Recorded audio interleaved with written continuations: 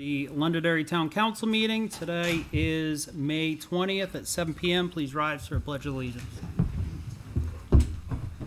I pledge allegiance to the flag of the United States of America and to the republic for which it stands, one nation, under God, indivisible, with liberty and justice for all. Let's please remain standing. It is Military or Veteran Appreciation Month of May.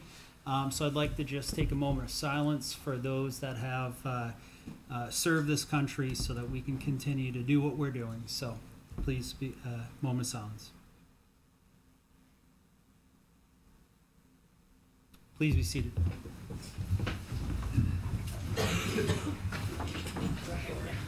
All right, folks.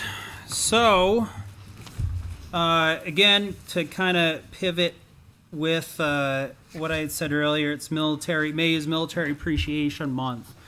So Londonderry truly wholeheartedly supports our veterans, those who have served, those who have been wounded, those who have sacrificed for this community, for this nation.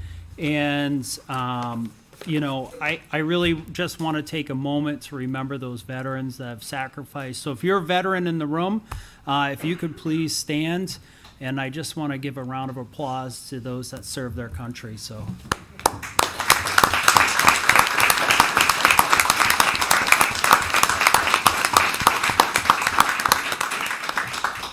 All right, thank you very much for your service to our country. So moving on.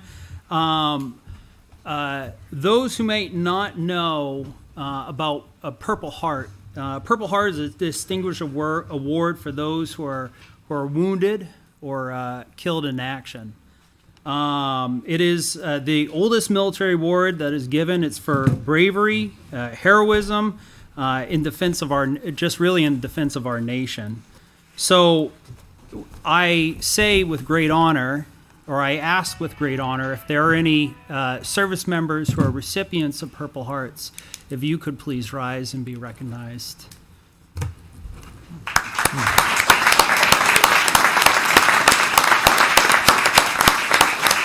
Thank you. So what I would like to do is we have a proclamation. It was brought to my attention by actually a veteran that serves our community. Thank you.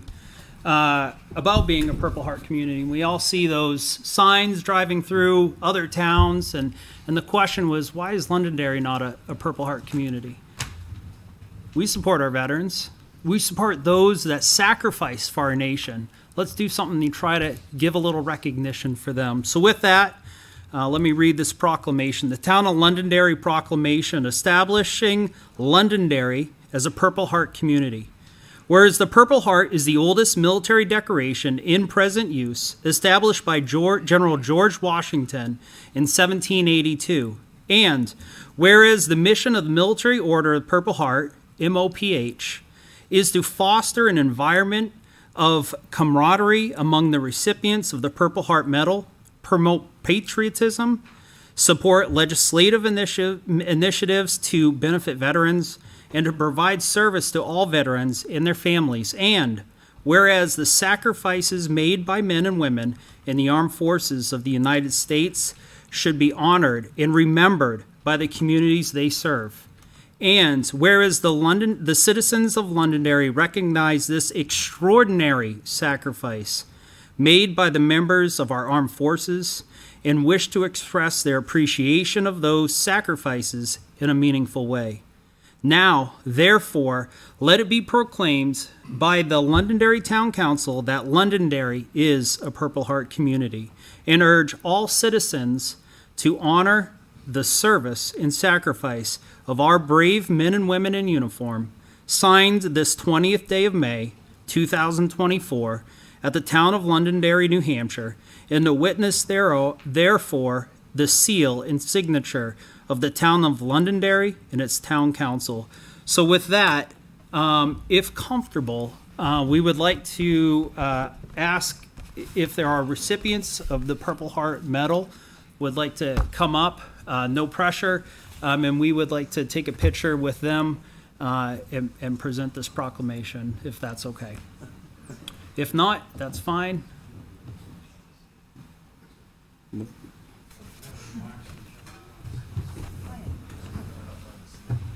Well,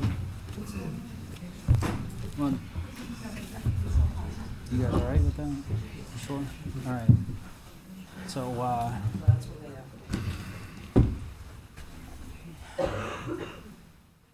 Thank you, gentlemen. 1, 2, 3. Thank you very much.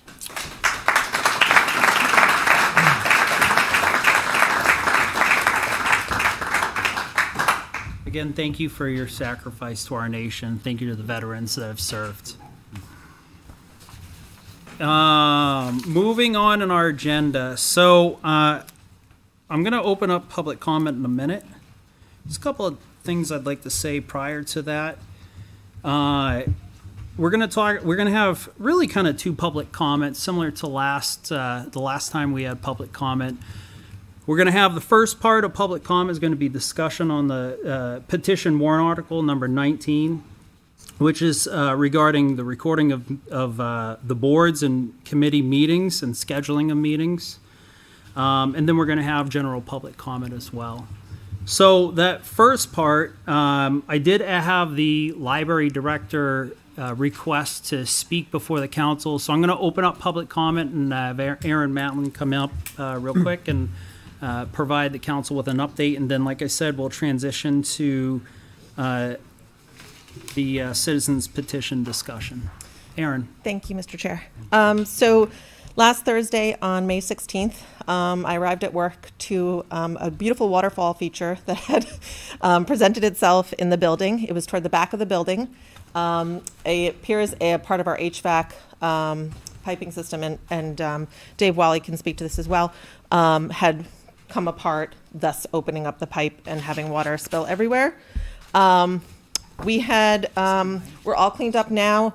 The area is open, available to the public. Just a quick glance of our losses and situation. We had 4,554 items were removed from the shelves and assessed. That means all those items that were wet or could potentially have gotten wet, we had to take off the shelves and pile up on tarps. And I believe, Kelly, you have some pictures? Oh, so that's the damage of the area where the tile broke down and all the water. 1,670 items were damaged, scanned, bagged, and placed in our study rooms to be assessed by an insurance agent that will come out. So that was our essential loss of our collection. And then 2,884 items were sorted and then reshelved. And those were items that we had taken off to look at, make sure that they were okay, and then being able to put back. We had 42 shelves, kick plates, and wire bookends were removed, cleaned, and stored to put back. And then 160 large steel bookends were also removed, cleaned, and stored. So that was the pile of books that we took off the shelves to assess and obviously inventory for damage. So I just want to publicly thank, obviously, Mr. Wally and his DPW department. They were very quick to the scene to help us get it under control. He contacted our HVAC company, E&E, and they came out right away to fix the problem. Right after that, it was like worst case scenario, but the best timing for everything. ServPro of Derry and Londonderry came to set up drying equipment and help us actually remove the items from the shelves. And then we've been working with Primex, the town insurance, to get everything kind of assessed and figure out what our next steps are. I also really want to thank my staff. They were amazing during this whole process.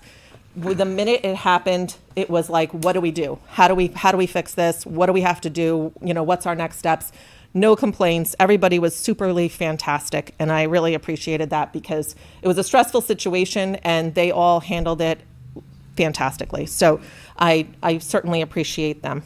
And but we're open and we're doing well and we're back in business. So thank you, everybody. Thank you very much. You're welcome. So real quick, thank you, Aaron. Just as a reminder to everyone, during this period of public comment regarding warrant article 19, I'm going to allow everyone or those who wish to speak to come up once and only once. During the second period of public comment, You were able to come up again once and only once as well. And with that, I'll open public comment for the discussion on petition warrant article number 19, amend Londonderry Municipal Code Title 1, General Code 1, Section 8.13 Alpha, recording board and committee meetings and scheduling of meetings. Yeah, I'd like to address something first here. Yes, please. It's very important as we're doing these things that we actually address them with accurate information. It was brought to my attention that in the local newspaper, it talked about how with the planning board piece, I said, well, we haven't done it any differently in 30 years, so why should we change? What I asked Cameron to pull the minutes, because someone wrote a letter saying that I said this too, but let's pull the minutes, and here's exactly what I said. We are a quasi-judicial state statute regulated board. Attorneys advise public comment is a good idea, and public comment isn't a good idea, and public comment is on every ordinance and regulation and at every public meeting. If this is done because of public comment, it has been resolved. The way it was stated doesn't tell why it's a good idea after 30 years of no lawsuits, where elected boards in the states have multiple lawsuits. The most recent one being in Brookline for $610,000. Now the developer can build whatever they want. Not saying that we should do anything, but we need to do much deeper investigation onto why this is a good idea or not. You are introducing topics that should not be influenced by others. Let the people go through the process of a public hearing. Make your decision on what people are representing to you and not based on innuendos and rumors. That's one particular piece that it was inferenced in another way, but that's what was said at the meeting. Something else was stated at the meeting, the last meeting we had. Someone got up and made the statement, and I checked the minutes, that the town charter's been revised 6 times since 2020. In fact, the town charter has been revised 7 times since 1996 and 1 time since 2020. If we're going to make comments, you got to get the facts right and stop making things up that didn't happen. So if you're going to make statements, make sure you're accurate. Thank you. Anyone else? Please. Thank you. I wasn't sure. Good evening. Good evening. Deb Paul, 118 Hardy Road. I am the citizen who put this petition forward. The reason that I did this is because a lot of the meetings that are held at night, there are people who can't make the meetings because they have small children. They want to participate. They want to be part of it. And they can't. They just can't come. And they can at least watch them. Or if you're in another board, you can watch another meeting to know what's going on. So, for example, if you are on planning board, it would be smart to watch traffic safety meetings. So you would know what areas the people are coming and talking about, and the developers say there's no problem, but yet at the traffic safety, there's been people who have been talking about it. So it helps people know what the other citizens in the town and what's going on in the town. And that was the reason for it. For example, this week alone, conservation didn't get recorded, and nor did the utility meeting get recorded. And those are 2 big committees, and they were not recorded. So I think just so people know what's going on, not just in the paper, not just word of mouth, not just social media, that they could sit and see what actually happened, hear the dialogue that went on in the meeting, the conversation, and have a better understanding of the whole picture of the meeting as opposed to a snapshot or just a cliff note of it. And that was the reason that I put that out there, because there was times that I would have loved to have gone to one meeting and I couldn't because there was another meeting going on at the exact same time. And so therefore I had to pick and choose. And I was interested, but I'm not going to sit there and, to be honest, I'm not going to read all the minutes. And the minutes don't really tell you everything. They're kind of real short version synopsis of what happened. And so that is the reason why I put it out there. If you have any questions as to why I did it, ask me. That's pretty much all of it. What was the vote? I'm sorry? What was the vote? Oh, may I answer? Please. I'm sorry.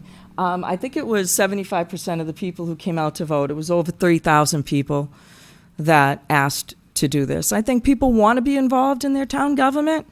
They just find it difficult with everything going on in their lives, and it's just hard.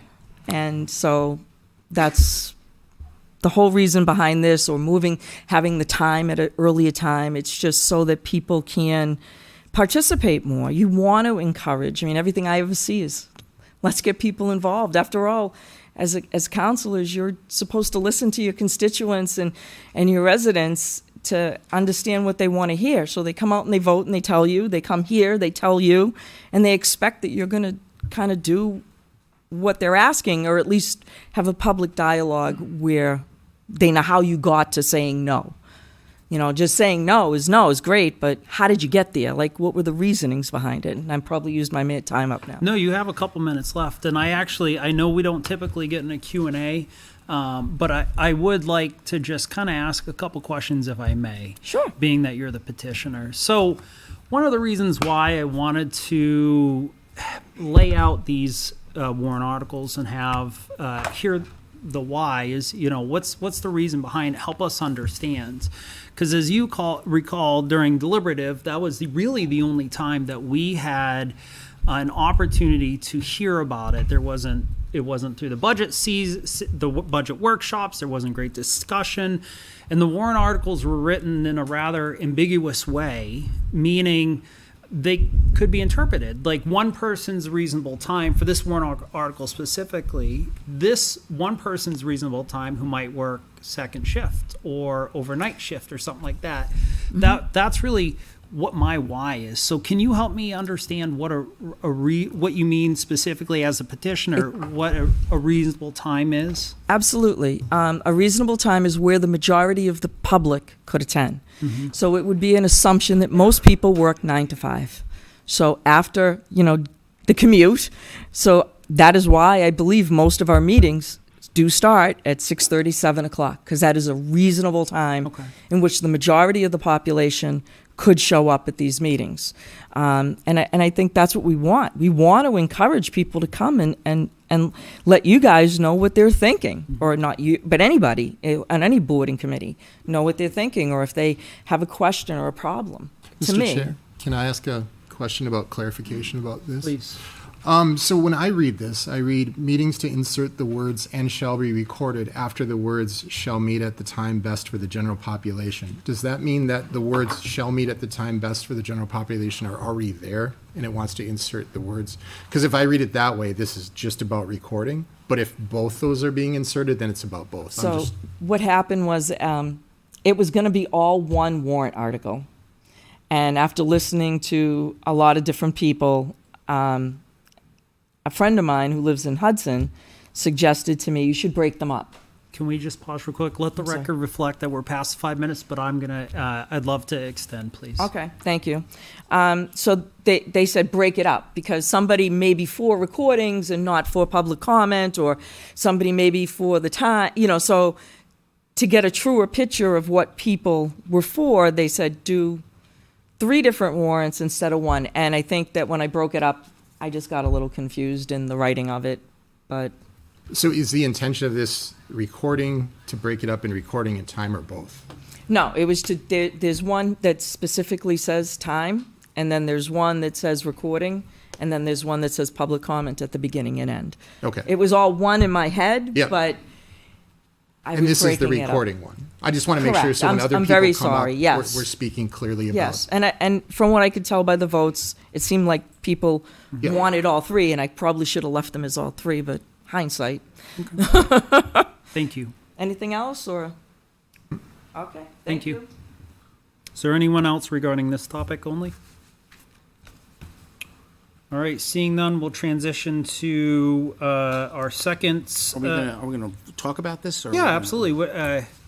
All right. Thank you. So when we're looking at this, here's what so currently, every board is regulated by the charter and can pick their own times and their own meetings and their own rules.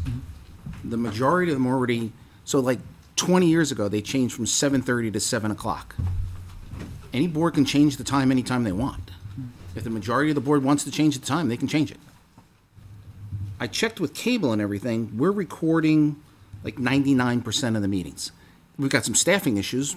One person just came back from maternity leave, but they endeavor to record all the meetings. They do the best they can. The state statute only says that we have to take minutes. I mean, if the legislature wants to change the statute, that's one thing. But it sounds like everybody's trying real hard to do this right. So that's at least from what I've been able to investigate. So Yeah. they're already allowed to change them if they want to, according to the charter. So just my 2 cents. Thank you. Anyone else? It sounds like we're already doing what we need to do. Okay. I think the intention of this was for other boards that aren't recorded. Now, like John said, we do run into trouble where it says in the charter, we cannot enforce rules upon other boards. So that would require, this one is one that would require a charter change to do anything with. Well, all of it. So here's the thing is, they were all ruled advisory, which means they weren't legal. So you go through this process, open the charter, whatever, if people want to change them. But here's the thing, you got dual family incomes. How do you pick a time? You know, I mean, but if you want to do that, open the whole charter up and then redo the whole thing. It's been 30 years. That's fine. All right. So, Ron, do you? I'm good right now. Okay, thank you. So real quick, before we transition to the other part of public comment, I just ask and remind everyone you have 5 minutes. Let your comments be channeled and funneled through the chair. So let them please be directed to me. No attacks. And if you are, you can attack me. So with that, we will move on to public comment. General public comment. You have 5 minutes per person. Thank you. Deb Paul, 118 Hardy Road. Good evening. Good evening. I, at the last meeting, said I would be here. Fine, let's open the charter. Obviously, I feel like you guys aren't going to really come to an answer. This is going to drag on, and you're not going to do what the voters asked. So therefore, fine, let's open the charter. Mr. Malaguti was supposed to show up and give me, at this meeting, I hope somebody has it, what we're supposed to do for a short opening of the charter or a full opening of the charter. Do we have it? We have it. Good. May I come up and get it, or? It's attached to the packet. It is, thank you. It's in the packet. Should be printed out. Thank you. All right, is there anyone else? She done?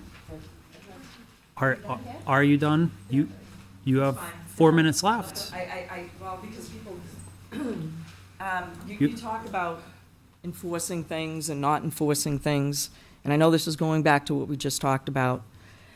I personally just don't understand why there's such pushback on doing something simple like this. can I ask you a And you question? talk, if you don't mind. I will pause your time while I Thank talk. you, thank you. Well, let me just finish this once, because I think it might answer what you're going to say. Okay. I heard John talk about staffing issues and whatnots, to coin Dave Wally. The fact is, go to another town, a small town. Go to a town the same size as ours. Go to Hudson. Go to Derry. They're bigger. Go to Sandown. Go to Chester. Go to Hampstead. Go to Litchfield. And look at their cable. Same amount of money, sometimes less. They do a heck of a job better of getting all of the meetings up. Hudson goes to every single event at the schools and and I'm not saying we do a bad job. I'm just saying there are other ways of doing things. They have more of the school participating in it than we do. We used to. So, I'm just going to say that our cable department does You're a great. phenomenal. I love Drew. I love Drew. It has nothing to do with that. A phenomenal job, Deb. I'm telling you, you should go look at some other towns, please. I'm not saying they do a bad job. I'm just saying there are better ways of doing things. Sometimes doing the same thing repetitively isn't always the best thing. And it's good to look outside the box. It's good to look at what other people do, because you learn something and you expand on it and you can improve on it. It's not perfect. Nothing is perfect. And no one is perfect. And so there's always room for improvement. And that's why we always look for a different rate on our rate cards, or we look for different, deals here and there because we're always looking for something better. And Drew does a great job. I mean, but are there things that could be done? Yeah. I mean, I really think that if you took 5 seconds out of your day and just go look at some of the other towns' cables, you'd be shocked. Shocked. Thank you. Anyone else? Name and address, please. Name is Mike Parnell. Address is 28 Holton Circle. Hey, Mike. Hello. Just want to thank you guys for the service that you guys provide this town, for sure. Start with that. Thank you for the communication that I've had with several of you over the last couple of weeks. Stand before you guys as father in here in town. I got 3 kids, daughter 9, son 7, another son 3. I'm a coach of the New Hampshire Charge, which is ultimately what I'm here to discuss with you guys. And I sit on their board of directors as a compliance officer. About 2 weeks ago, I started researching what I needed to do to gain access to either North or South School fields in town to conduct practice for 2 Londonderry-based flag football teams, of which 6U and 8U would be hypothetically looking to attend those practices.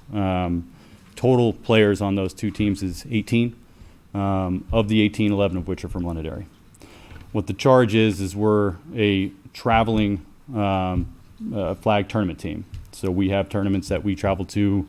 I mean, it started at Fenway Park. We got to play at the field at Fenway Park in November of last year. We're scheduled to go to Mattapan, Harvard, UConn, Foxborough. There's a wide array of tournaments that we're going to be going to starting in June and then ending in end of July. So I had reached out, I've obviously shared some messages with the group, stopped in. Cam was nice enough to give me a little bit of guidance because I'm just, ultimately I'm just trying to make sure that I'm doing right by the town. Obviously I have a lot of connections, as you guys know, in terms of Kaylee Stewart's and the et ceteras, but just making sure that we're falling in line with whatever town regulations that there are to make sure that we're giving clearance, because ultimately at the end of the day what I'm trying to do is create an opportunity for the youth, obviously, to get out there and practice, run some formations just to make sure that they are prepared in advance of going to these tournaments. We want to make sure that we're doing it within the confines of the regulations that are in place. I've read through the ordinance. I understand that there is a specific piece of the ordinance that we could be providing a similar service to the youth as the Wildcats. I've talked to, Mike O'Donnell. I talked to Jimmy Luzon yesterday. I had a conversation with Art. I've kind of done my due diligence. Just want to make sure that it's clear that we are not looking to start a new program in town. We're not looking to host games in town. We're not looking to bring other teams into town. Really, at the end of the day, it's giving ourselves an opportunity to have these kids come out and practice on, again, either North or South School fields, for about an hour and a half for 2 times a week. And that would end up starting again as soon as we could hypothetically be given access to it, and it would be at the end of July. We have 2 additional tournaments that we go to, one in October and one in November, but at that point we shift the practices back into either Derry, Bedford, Milford indoor facilities just because it's too cold for these little kids. We're a registered 501c nonprofit.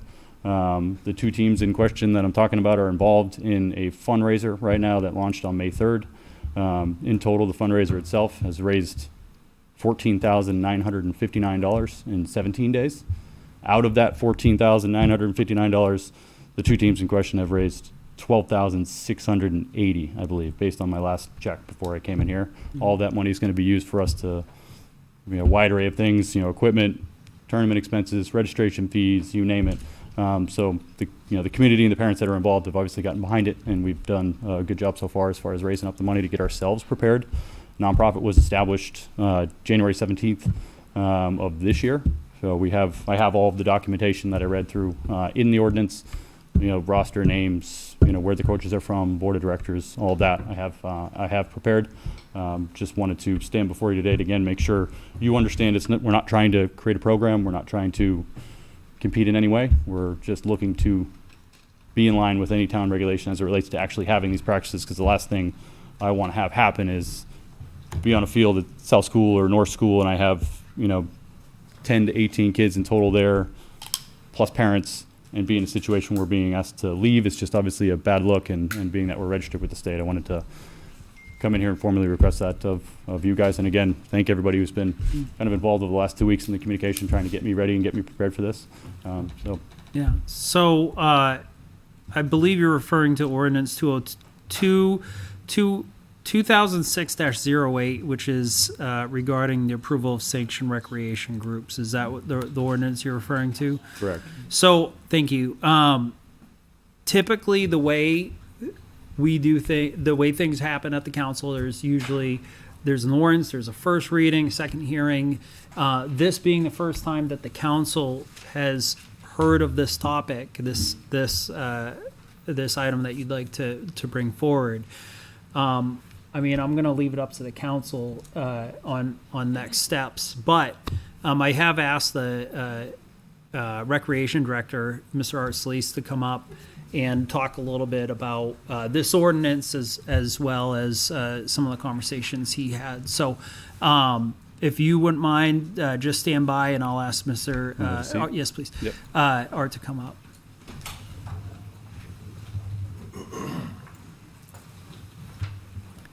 Good evening, sir. Good evening. Art Salidas, Director of Recreation. The ordinance to sanction groups, recreation groups, was started way back in the 80s when rec basketball was going on, and then we had a couple of groups that filtered off to play travel. And then what happened is they're picking an all-star team from, say, the 11 and 12-year-old group, a couple of kids from each team. And then certain kids didn't make that team, so the daddies, mummies wanted to form another team. And so they formed another team, and then they were looking for space in the schools. And at one point, it was about 30 teams that were looking for space, and the school district called me and said, we have to do something. Well, specifically, they said, you have to do something. So came up with the sanctioning bylaws or the rules of this, and it's been changed. Initially, the Recreation Commission did it alone, and then the town council took it over, and I think that's where it belongs. And there are qualifications that have to be met. The big one that has a problem for another group is the one that says you can't have competing groups. And that's in there because and it's happened in other towns, that if somebody doesn't like, for example, the way Laffer is being run for baseball, they say, well, we're going to bring in Cal Ripken, or we're going to bring in Little League or whatever, and that's what we're going to do because that's what we want to do. So we didn't want to have that going on because we don't have the space, we don't have it, and I don't want kids put in the middle of two groups of adults calling kids saying, hey, I'd like you to play for my team. That happened way back in the 80s, and that's how we ended up here. So we have a group right now that does flag football. It's the Wildcats had tackle football, and we had a group doing flag football. It was very small, and it wasn't being run very well. And we asked the Wildcats to take it over, and they took it over, and they've expanded it, and they go with the NFL model and all that, and they get a lot of kids.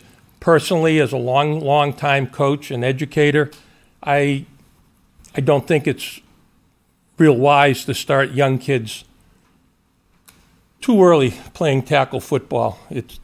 I think in the long term, we get some injuries that may not show up until the kid is 15, 16, or in my case, 75. So that's the problem that would be with this group, because it is a flag football group.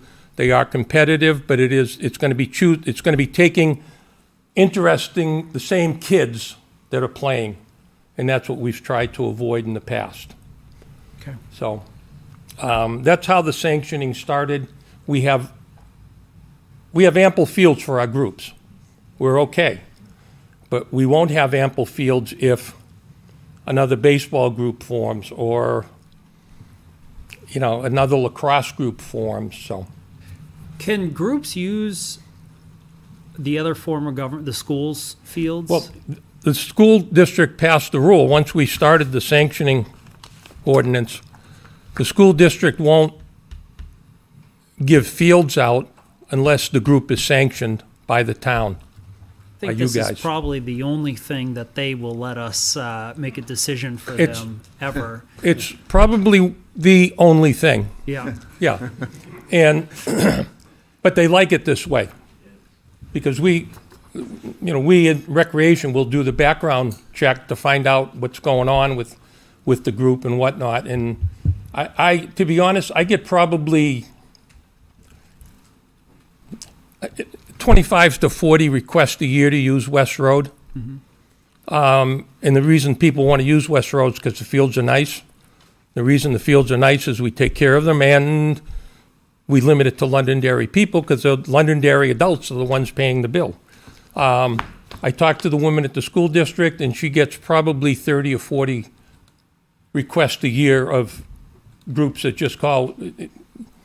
Somebody has a travel baseball team or an AAU baseball team, and they're looking for a field, and they'll get on the phone and just start dialing every town to find if they can get on a field somewhere because they need a field and they don't want to build a field. So we work, the school district and the recreation department get along famously. We get along extremely well. We work very well together. So I'm going to ask the council, if it's all right with the council, to hold off on further conversation on this topic until after public comment, if that's all right. Okay. On what do you want to do, or we can talk about it now. He has the ability to apply as part of the sanctioning process if he wants to go through that process. I think that's, everyone has to follow the process. Okay. Sir, have you applied for the process through the process? Ultimately been one of the things that I've been stopping in to try to identify is, because there aren't any links. And I know that that's one of the reasons why I wanted to speak with Art. Yeah. Is to find out what does that formal application look like outside of me sending along emails. I have the packets of all the backup stuff as far as the 501c, and I wasn't able to find any links online, nor Yeah. have I been able to identify a formal application, which was the purpose of a couple of stop-ins, and actually when I had the opportunity to make the CAM briefly last week. So I would think that you would need to provide documentation for under the ordinance to make sure that you satisfy that. So I just asked Cameron if you could please maybe put together just a one-sheet organization, ask the questions, if that's all right. Ask the questions, here are the criteria. Do you meet and provide the documentation, John? Go back to about 2008. I think that's when the sanctioning process was put in place. Somewhere in that ballpark. It was back, 2006. there might be some citizens in the room that might be able to help you, though it was around the whole thing around the Blue Lions, so maybe it was 2008, 2006, but it was sometime around that time. I can, So I don't think that I hear the council saying no. I believe what I'm just saying is let's follow the process so that it's equal for everyone that's applying. Sound good? Yeah. Council okay with that? And for this, I brought in all of that backup. Do you mind passing along to Cameron? Yep. I have 5 copies if you see fit, but. We're good. All right. Thank you very much. Anyone else for public comment? Good evening, sir. Name and address, please. Yeah, thanks. Thanks, Chad. My name is Rick Olson. I live at 1165 Silly Road in Manchester, New Hampshire. I'm the president of the Londonderry Fishing Game Club. I'm also a legacy member. What that basically means is I've been a member since 1977. I was a junior member, so I have a lot of personal equity invested in this club. So we came to the town of Londonderry a while back, and we wanted to build a clubhouse. We hired the firm Keach Nordstrom, and they did our site design engineering work. We hired Kurt Lauer, who's an architect, and he has his own structural engineer. So we went through that whole process, went through the process of having our septic designed and then approved by DES. Went through the process of making those necessary connections with National Grid, and New England Power, so they give an easement to Eversource, who then we give an easement to get power into our club. We went through full site design review. We paid the fees. We did everything the town asked us. We got a conditional approval. And then we met those conditions and we got a full approval. We had our construction meeting and we started our site work. Okay. So now our general contractor, Steve Langley, reaches out to get a building permit and is told you're not getting a building permit because you need a couple of variances. And wouldn't you know it, I walk in here tonight and I actually get the formal notice handed to me. It's dated May 6th, but my understanding the decision was made May 2nd. So you might want to work that out and find out why that happened. This is the first notice. No attorneys have gotten it. None of our club officers have gotten it. I got it handed to me tonight. That's kind of poor. So we're now $170,000 into this project.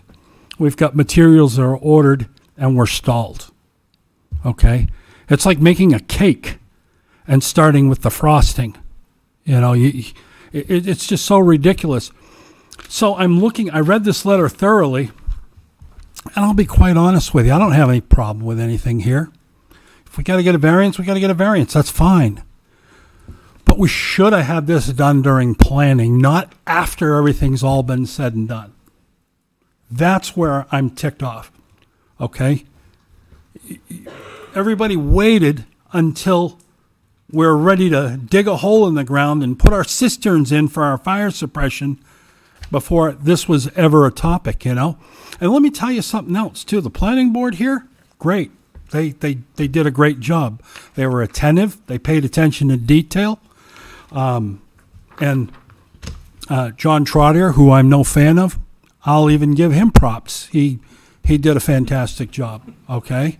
So I'm getting all these emails from my membership when they learn of this. And they're saying, oh, it's a conspiracy, they're out to get us, and I reassured them they're not. This is just buffoonery. It's just pure rank buffoonery.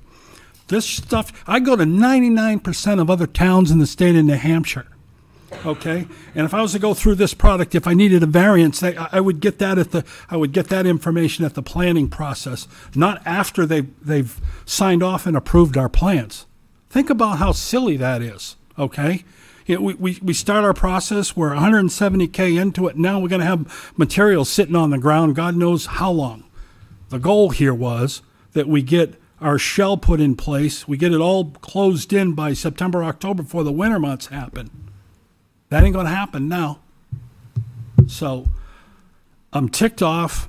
I think the process is broken when, you have the unmitigated gall to tell us that we need these variances after the planning board approved it. That's what I'm ugly about, And I came here to tell the council that today and just express my displeasure with it. That's all I got. Thank you, sir. So, Mr. Olson knows this already. I found out about this around 5:30 today. I had a conversation with Mr. Olson, who I've known for many, many years. I'll share with the council. I contacted our attorney. The Fish and Game Club is represented by council, and I have a call at 8 o'clock tomorrow morning with the town's attorney to try to figure out what's going on and see what can and can't be done. And we discussed this on the telephone. Yes, we did. So just, I got a phone call from the chair, and he asked me to, since I know Rick for a long time, and I'm not a member of the club, so. I felt the strong need to come here tonight and be on record. We don't come and we don't bother the town. We don't come here and bedraggle issues.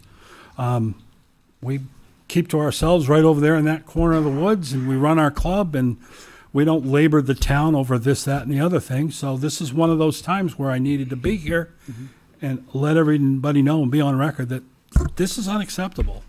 Yeah, Mr. Olson and I discussed that. They've been here since the 50s. They predated all ordinances. Yeah. We've worked through other, I guess I'll call it silliness in the past. Yeah. And we've always had a nice relationship.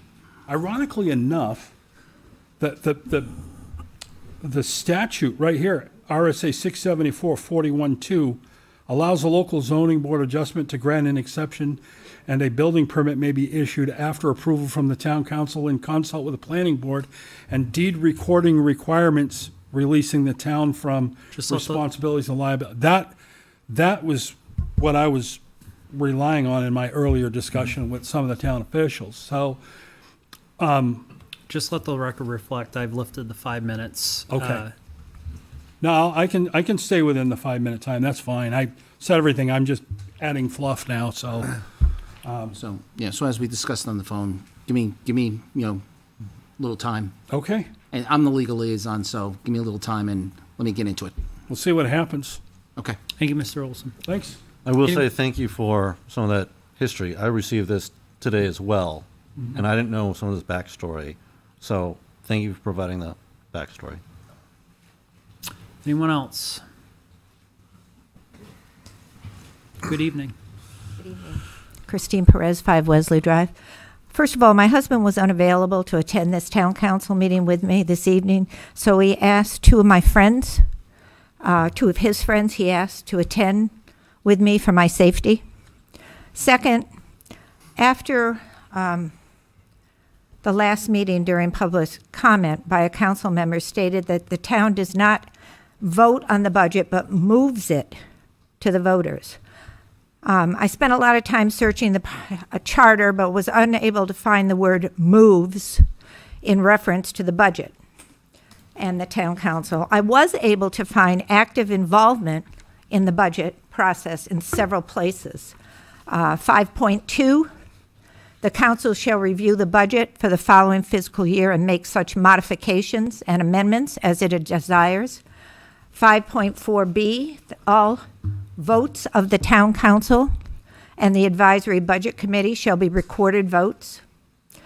The default 5.3D3, the default budget may be amended by the town council based on relevant new information. I also found that on Article 4 of the town budget, a ballot that was handed to the people that we all voted on, it says the town council, by a vote of 5-0, recommended a yes vote. So I also have a letter here, an email on February 22nd that I received from the town manager stating elected salaries, including the town's clerks, are included in the budget and voted on by the town council and residents each year. The sitting clerk was designated a department head in charge of managing the clerk's office and the clerk's staff, which, by the way, was not voted on by the town. The clerk regularly works hours over 40. The salary of a new town clerk would be determined by the town council and then become part of the yearly budget. That's from your manager, okay? So finally, I would also like to correct the statement that I made at the last town council meeting. I looked it up quick on my phone, and I'd like to correct that. The error that I made at the previous meeting. The correction has been, the charter has been revised 7 times since it was adopted on 7/1/1996. 4 times revised in the past 20 years during one councilor's tenure, and most recently by the town meeting on 3/10/2020. Thank you. Thank you. Anyone else? Good evening, sir. Name and address. Richard Belinsky, 89 Hall Road. Thank you. Over the last few weeks, months, and years, we've had a lot of talk about 91As and why they need to be done or not done. A couple of weeks ago, you talked about breaking out the budget for it, but potentially. I know it was some discussion, it's an expense to do. Well, I'm going to tell you, the reason you get 91As is because when you send emails to the town asking simple questions, you don't get an answer. That's happened to me multiple times over the years, especially going back to when we had the generator situation with the police department. 6 months I asked for the service records, and I got nothing. Asked nicely, just, no 91A, let's just, it's just service records. Wasn't until I did a 91A did I get an answer. So last week, I got some calls from some people asking if I knew why the town clerk's office was closed. I says, no, I don't, because they went down. I said, but I emailed yesterday, being Tuesday before the Wednesday, to find out why. We're 5 business days in, plus the weekend, which we don't count. I still don't have any. I still haven't been answered.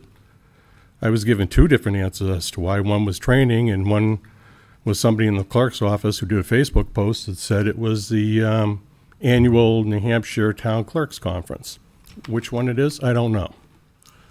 My understanding also is that the town clerk was away on vacation. That's fine, they get vacation.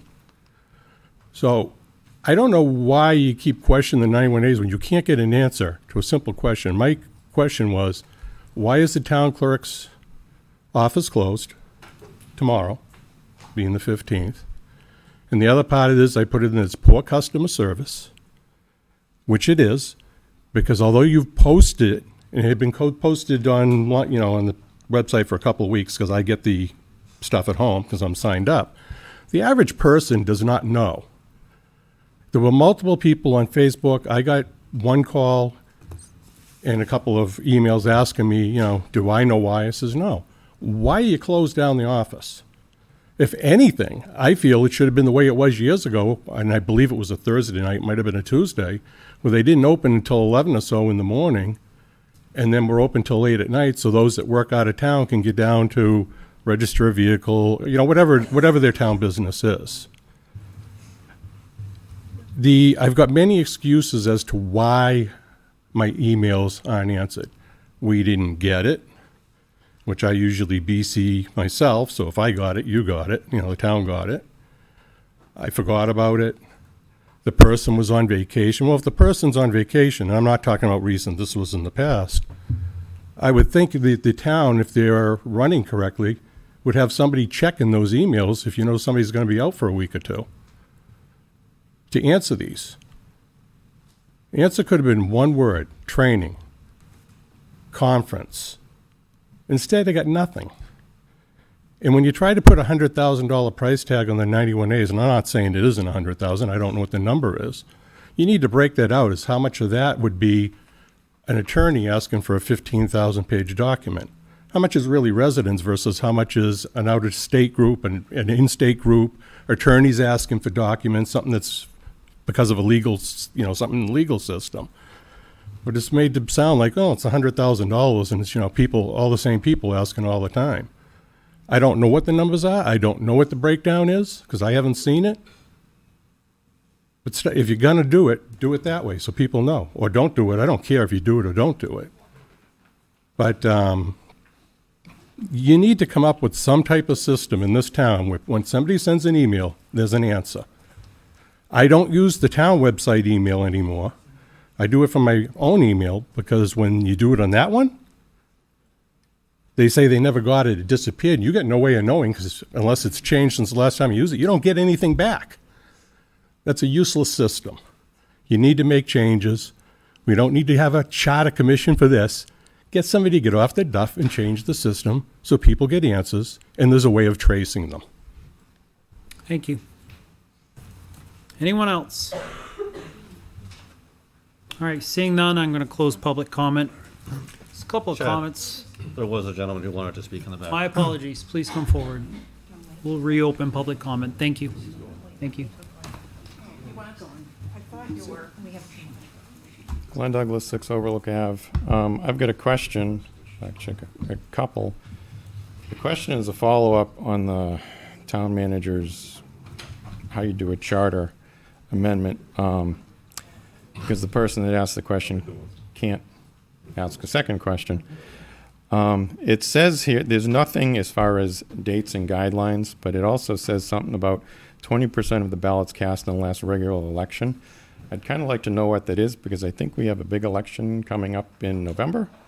So if you were to file this the day after November, do you need 20% of a primary? Because those numbers are huge as opposed to a March election.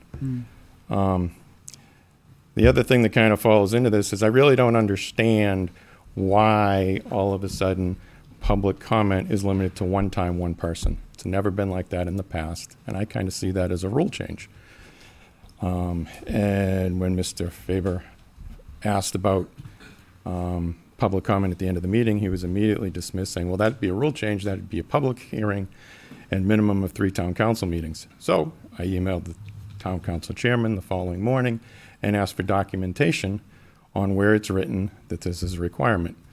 Much like Mr. Belinsky, I never got a response. You know,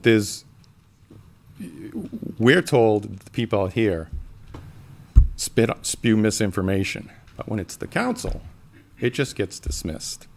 There was no public hearing. I went back to 2018 when the rules were adopted. There was no public hearing. There were multiple meetings, which was motion to kick the rules down the road, kick them down the road, kick them down the road. Finally, it said, let's just vote on them, and here's what we get. This is getting kind of ridiculous. You know, we breathe loud, and now we get gavelled down. Take it outside. It seems all you want to do is stop people from talking. As far as the warrant articles, all those warrant articles were very simple, straightforward. People voted, most cases, 3-1. This is what they want you to do. I emailed 2 boards that the rumor is absolutely refuse to record their meetings. And I asked them, would you honor what the people asked for? Again, no response. They just ignore it. It goes into the vapor. That's really all I have to say. There's 2 rules for the town here. Thank you. Is there anyone else?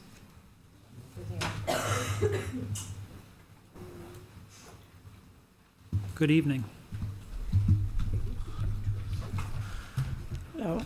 Hello, Ann Champa, 28 Wedgewood Drive. I was got a question about appointments tonight. Are you appointing, you're interviewing somebody for the alternate position on the planning board tonight? No, I believe that got pushed off. No. Is that correct, Kelly? Correct, it's got moved to the next available, June 3rd. So we're just doing Beautify Londonderry, Heritage, and the accepting of the resignation. Because I didn't see it posted for another member, an alternate member. Has it been posted yet? Yeah, please. It's been posted, or it will be Oh, posted. I'm sorry, I should ask. No, you're the fine, yeah. chair. All of the vacant positions have been updated and will be posted. Okay. Thank With you the very exception of the alternate member from Roger, correct? Because we haven't accepted that resignation. Correct. much. Okay, thank you very much. Thank you. Anyone else? All right, seeing none, now I will close public comment.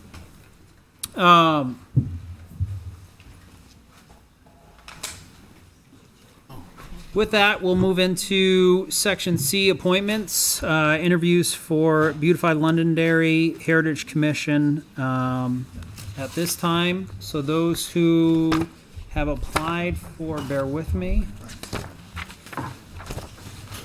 Where are we at, Ted? Here we go. For the, what's the next one, Cheerston?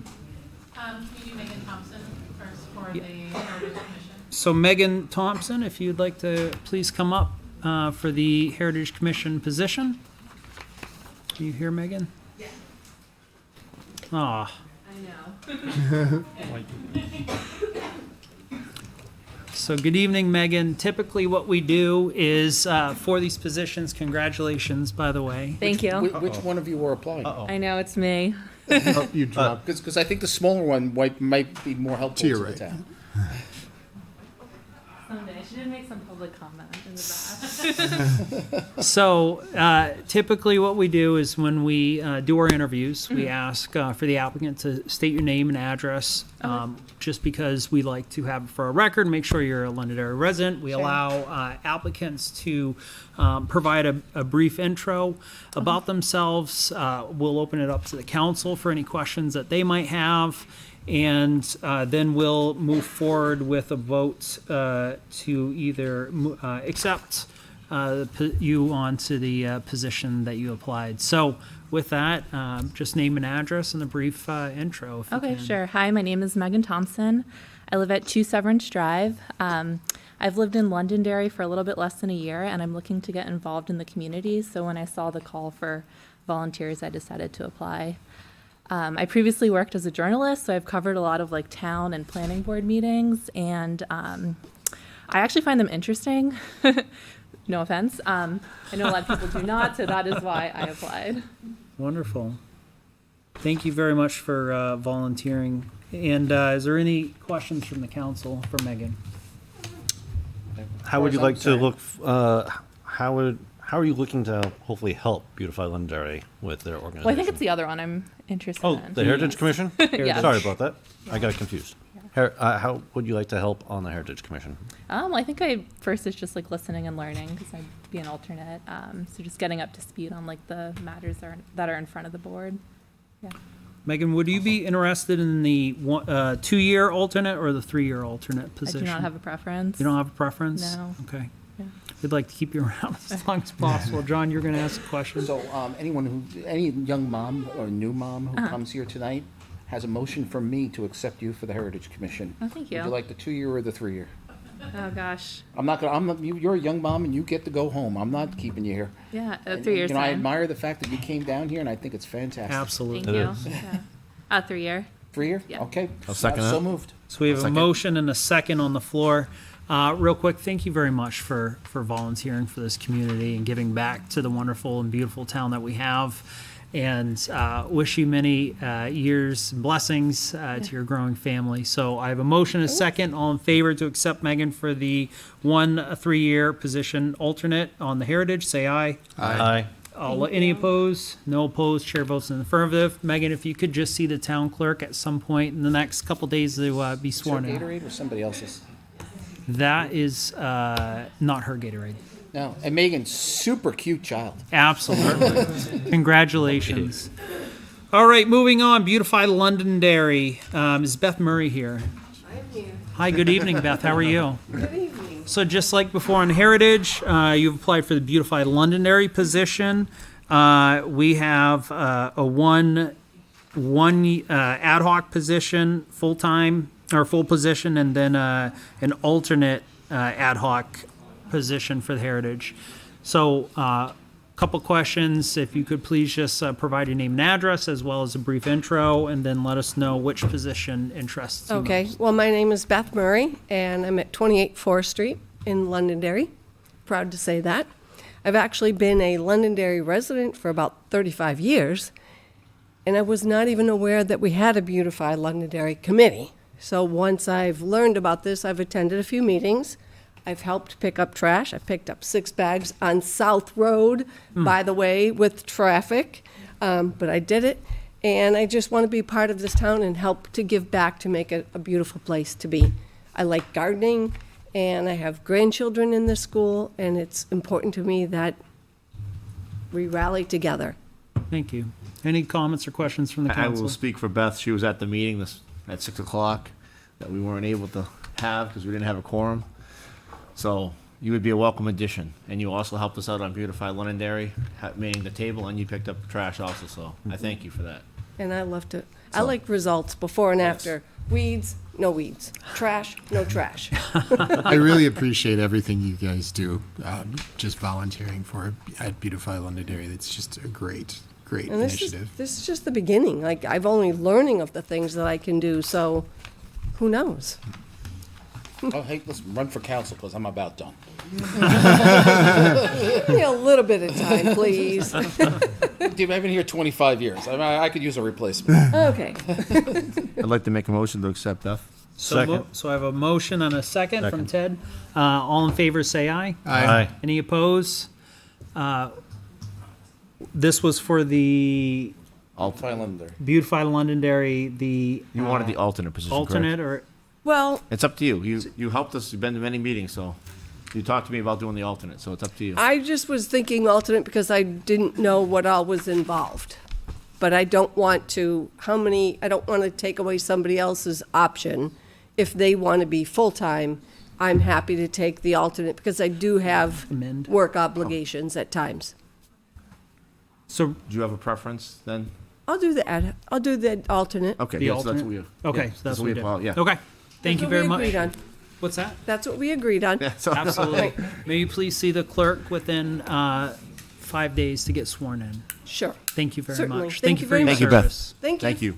Thank you. All right, moving on, we have a resignation from Roger Filio, who's an alternate member of the planning board.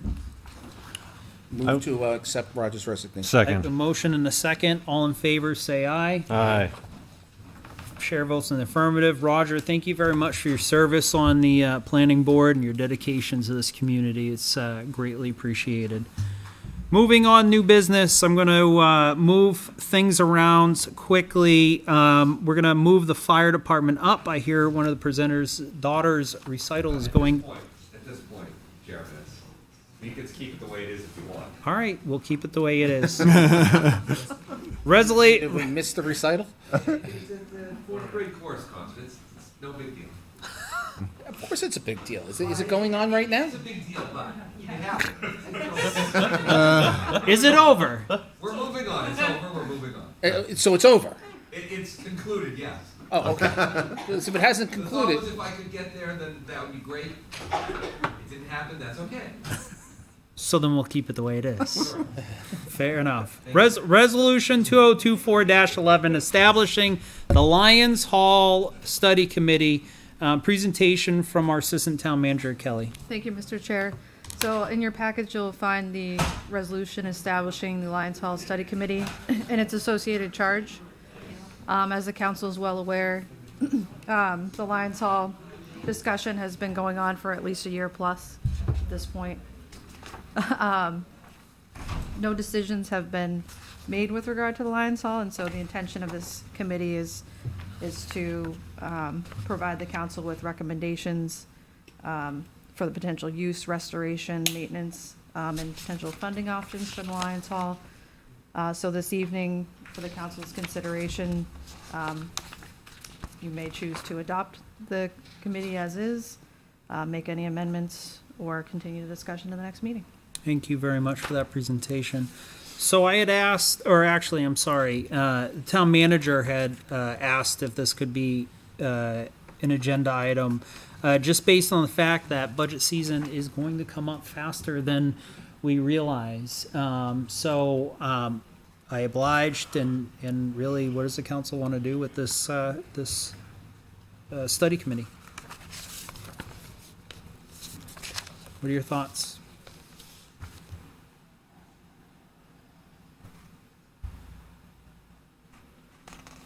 I'm reading over this. This is the first time I've seen this. I think the packets went out on Friday or Thursday. Tuesday. Well, that may be true. I just didn't see this part of the packet. My apologies. So essentially, Kelly, because there's some motion in the back, what this does is would establish a study committee have 5 voting members and 2 alternates, essentially be appointed by the town council, and shall really be an ad hoc basis. And there'll be a chair, secretary, and such. They'll be in compliance in 91A. Develop a mission statement, goals, and really just to figure out and put together a plan to present to the council and to the public on what is the suggestions of this ad hoc committee with what to do with the Lions Hall. Correct. Correct. And as you highlighted, Mr. Chair, the goal would be to have some type of recommendation and perhaps a formal report prior to budget season. Okay. I just wondered, is this even enough time for whoever may be part of this committee, enough time to meet throughout the summer during everyone's busy schedules and then meet in September to provide by October 1st a plan between what has been presented through our Public Works Department and all of their work with our engineering firms, and as well to potentially hold whatever meetings and or charrettes with the town. I don't know if this is really enough time to provide something by October 1st. I think this is a short amount of time to be able to do anything. But so the best you can do is move it to October 21st, so we would get it before the budget presentation. But anything later than October 21st isn't going to work. right. So, but the charge here is, it says a lot, but it doesn't really give them defined timelines. I'm fine with doing it, but I think we need to define that, by certain timelines, certain things have to be completed. Yeah. But, so I think it needs some sort of, I think it needs more definition. Such as potential uses of the property. Maybe we want that before Old Home Day. I'm just making things up. Gather community and stakeholder feedback. They should probably have it open and take the survey at Old Home Day, or I think they need to be given further direction on how to meet that deadline. My 2 cents. I mean, you can adopt it the way it is. Right. But I think it needs further definition. Amendments. I agree. Yep. That, and also I think that for representation, I think we should have a member from staff on there as a ex officio on that board who has the actual knowledge of the building and institutional knowledge of it, and how the different potential renovations could actually happen. Well, I think we have all that, don't we? We do, but I I think know the that- board should actually be advised and educated upon how we can or cannot use the building I at know the that same time, Dave- instead of just looking at pie in the sky Yeah. things. I know that Dave Wally had put in a substantial amount of time previous years, working with the engineering company and also with his work. I know that Cheerson had done some work, as well as the assistant town manager and town manager, into this. So I believe a lot of that groundwork is done. I agree with what John is saying on, let's give a little bit more structure and define timelines. What would you suggest, would be? Question 1. Rehab the building, yes or no? Right. It's question 1. If the answer is no, it's a very short committee. Right. That's what they need to, yes or no, rehab the building. Number 2, what are we gonna use it for? Until you define those 2 things, you can't answer the rest of the questions. No, I completely agree. So that needs to be in the charge. Right. Tell them that those are the things that, that need to happen. That, and also I think there needs to be more, as you said, dates of completions. We've scheduled these meetings with the town, we've scheduled meetings, public charrettes with the town, put on things either at the high school or the town common, or an outside event at the Lions to actually get people there to see what they want to do. We need to have dates and purpose so that, they're actually meeting their goal of, by John said, October 21st. Answer the first 2 questions, and the whole thing goes either really fast or really slow. Exactly. But you gotta answer those first 2 questions first. But that's the charge of the committee. Right. Then they have to do the rest of what you're talking about and meet the dates. You can't run the committee for them, but you just gotta give them the charge. So, if I hear you correctly, what you're saying is maybe, or are you saying add those 2 questions, rehab, yes or no, what's the use for, as 1 and 2, and then say something along, depending on the results? How would you frame that? You can adopt this and then just rewrite the charge. Okay. The charge doesn't have to be exact. This is good enough to adopt, but then rewrite the charge so that when you do the interviews, you know what you're asking the interviewees to do. That would be my recommendation. I wouldn't rewrite the document. I would adopt, if I was doing it, I would adopt it as presented, and then I would revise the charge for the interviews and for the posting of the interviews. That would be the fastest way to do it. Anyone else have anything? That's fine with me. Okay. So, do you want to make a motion? Does anyone want to make a motion? Make or- a motion to, what is it? It's, make a motion to adopt resolution 2024-11. All right. Second. So I have a motion and a second. Any further discussion? All in favor, say aye. Aye. Any opposed? Chair votes in the affirmative. Well, Resolution 2024-11 is adopted. Thank you. And I guess please get those 7 positions, 5 permanent and 2 alternates posted as soon as possible so that we can get them hopefully interviewed. But I know we always have a lack of people wanting to apply, so we'll see what we get. Please apply. All right, moving on, playground update. Assistant Recreation Director Doug Cole and Administrative Support Coordinator Cheerson Hilden, and good evening.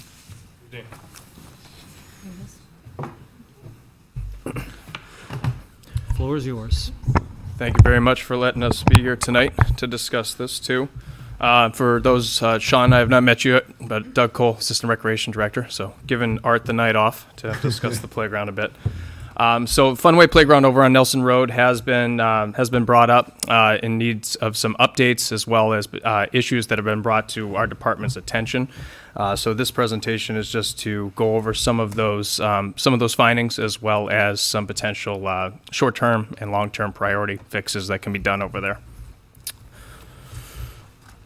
So jumping right into it. First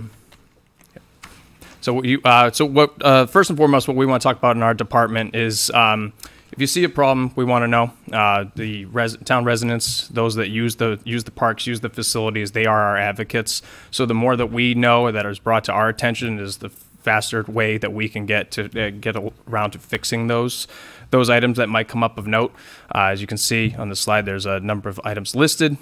There's the Recreation website, which will now have a Google Doc feedback form that will also encompass all of the different facilities and park spaces in town, so that residents can submit directly to our department with suggestions, things they've seen, items of note, and we'll be able to respond to them accordingly.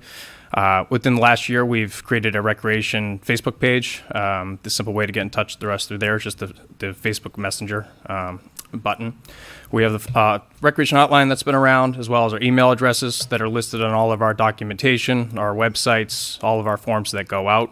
And then we also invite residents to come attend Recreation Commission meetings, which take place the second Monday of every month at the Sunday Conference Room, and that starts 7:30. So we're always we've had people coming in with all different type of items that they want to discuss here in town, and we do welcome that, as does the Recreation Commission.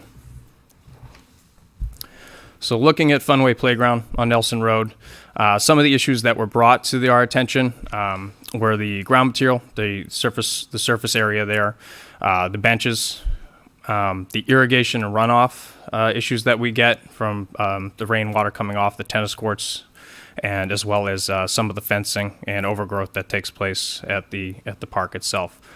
Some other options, some other items that were brought up were the adaptable pieces. There was mentioned that they don't go fast enough; they go too slow. And the monkey bars that are there too. As you can see, as noted, the adaptable piece it was inspected. It works as intended, and it goes at a safe speed rotation for what it was intended use was for. The monkey bars, while could be replaced in the future, it's natural wear and tear, but they're completely usable and safe. I will get into the other items here coming up. Our current maintenance schedule with the town and with our recreation department is we have intended 2024 maintenance that we discussed in late fall of 2023 about doing playground surface material that was needed there, the benches where we were aware of, and then the clearing of overgrowth, which is a typical item that the seasonal staff takes care of throughout the spring, summer, and fall months. The delay in completion on some of those, as I just noted, the seasonal staff and their start dates don't always coincide with when the nice weather comes out and the park becomes useful. Some of the supplies that were needed were on back order specifically to the bench material, as that is a variable cost. So it has been ordered, but it's just it's a waiting game for when supplies are in. And then inclement weather, sometimes we have nice weather, as we know in New England. Sometimes we do not. So it's just a matter of how we're able to get out there and take care of some of those things when staff is available to do those tasks at hand. So we reached out to Primex, who have a certified playground inspector on staff, and Nicole, she came out and did a playground inspection with us on April 29th. You have a copy of that playground inspection in front of all of you, and it will be appended to the minutes. Overall, she had an extremely favorable opinion of the playground. She said it was great. She said that almost everything was in fantastic shape and all of our clearances were good. And she reiterated some of the things we mentioned before, which Doug's going to get into a little bit more. But going forward, we're going to be working with Primex on an annual basis to inspect the playground and respond to their feedback. And staff will be doing monthly inspections during the season to the best of their abilities, just to make sure that everything is staying in as good a shape as possible, and to do regular maintenance, like, getting rid of all that graffiti that miraculously pops up. So other items on the short-term priorities, the bench repairs, as I did note, the supplies are ordered. We're just awaiting delivery, and those will be replaced by our seasonal staff once they do arrive. The playground surfacing material was another item that we were looking to do this year. We did purchase 60 yards, which was spread on May 9th. But the number that we need is 235 yards to meet the state and national standards.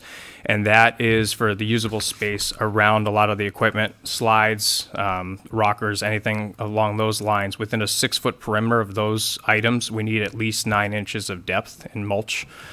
So that's something we're going to need to look at, which would be 175 additional yards. So why only 60 yards? That's all our budget allocated this year. We are going to work to align our budget with the actual cost of our maintenance needs as we look ahead to next year. The other question we typically get is why mulch? Or why mulch for playground surface material. That is still one of the highest rated materials that you can put on playgrounds for usage in comparison to fall height with other materials. So it's still the highest rated, and that's at the national level with the National Recs and Park Association, which is what Primex uses to gauge their inspection reports as well. So other items to be done, equipment. We have a couple climbers that are replaced, that need to be replaced because of worn elements to them, as well as a rocker that is ineffectually broken. It needs to be taken care of. So we need to address those safety concerns that were presented throughout the inspection, with a few other items of note, which will be done again with short-term and long-term priorities in regards to safety and how we're able to meet those when it comes to budgetary means. The fencing and gate was also brought up. That is something on one end of the tennis court. There is fence that has just been completely peeled back, and people go underneath the bar to get into the park. What we're looking to do there is hopefully open that part of the park up and have a swing gate that will be accessible on both sides of the playground. So that's something that needs to be addressed. And then in terms of signage, just marking the equipment that is there, as well as the playground use and what the intended purposes is when it comes to the ages that can use that are recommended to use that park equipment. Long-term priorities, annual inspections with Primex, because we have them. What's great, too, is that we were able to be there on site and actually go through the process with them, and staff inspections will happen on a more regular basis, whereas they will do it annually, but we'll be able to identify things of note that they've put in their report, as well as what we've seen while going around with them. We have annual equipment removal and replacement as needed. That'll be something that gets looked at. This year, we'll be looking at 2 climbers and the yellow rocker that is broken. In the future, some of the items on there would be around the picnic area, the shade coverage, which is about 12 years old at this point. That's something that would have to be replaced. And then looking ahead too, with other issues that take place there, that would be the drainage issues from erosion and the surfacing redistribution that takes place from the rainfall, and the kind of the water path down across the tennis courts. And then playground surfacing materials on here again. That's looking probably every other year. That would be something that have to be put into the maintenance schedule to make sure that we're just keeping that adequate, at least 9 inches of material around the usable equipment within a 6-foot perimeter. So here are some of the short-term and long-term priority costs. Benches, as noted, are done. Inspection is done. The equipment that we're looking at this year, the 2 climbers and the yellow rocker, that totals $9,500. So each climber is $2,500 with the yellow rocker, $4,500. The fence and gate that's $1,350. And then we have 2 options for the playground surfacing material that can be looked at. And we have the options being, one was with it being spread and with it not being spread. So with it being spread, the total cost comes out to about $46 a yard, whereas unspread it's $20 a yard to do the 175 required that's still needed to be done at the playground for this year to make it up to safety standards based on the state and national levels. How do we typically do that in years past? In years past. So I know it's been done locally. It has gone out to bid at different times. It's just a matter of when it's needed, it needs to be done. I think it was long overdue. So that was something we had talked about, Art and I, last fall to make sure that it was going to get done this year. But due to kind of what's allowed in our budget, we could only do 60 yards of material. So we did focus it in the areas that are usable to try to get it up to the standards. But it still has a ways to go to cover the whole area. So the difference between spread is unspread is as basic as that, where the company would spread it out, correct, and distribute it throughout the playground versus town staff would have to, right, would be responsible for that, correct? Yes, volunteers. Well, we'll get to that. Yeah, we'll get there. So yeah, those are the two different options. So and on the ends of the spectrum. And so in even option 1, there is the price in there of just the yardage material. But in order to do it with the spreading, that does add an additional cost. It pretty much doubles the cost to get that done. Understood. Thank you. Yep. Please continue. And then looking at long-term costs, and just items that of note will be the inspection. Again, playground surfacing material every other year. Looking for the pavilion cover, which when we had our discussions with O'Brien and Sons, they said about $10,000 to $12,000 for new pavilion cover. That would not be an annual cost. That would be something that would be, based on the wear and tear, but hopefully you can get 4 or 5 good years out of it before it needing to be replaced.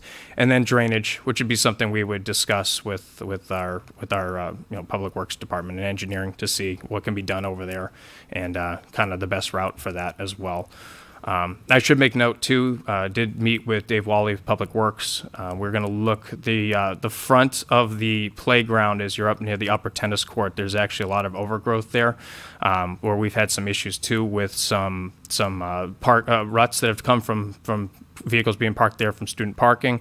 I know it's been an item on the Recreation Commission as well, but we're going to look to potentially clear out that brush area as well as some of the smaller trees and put a gravel edge with some boulders to stop the parking situation, but also help a better aesthetic looking down towards the playground, going towards the new gate.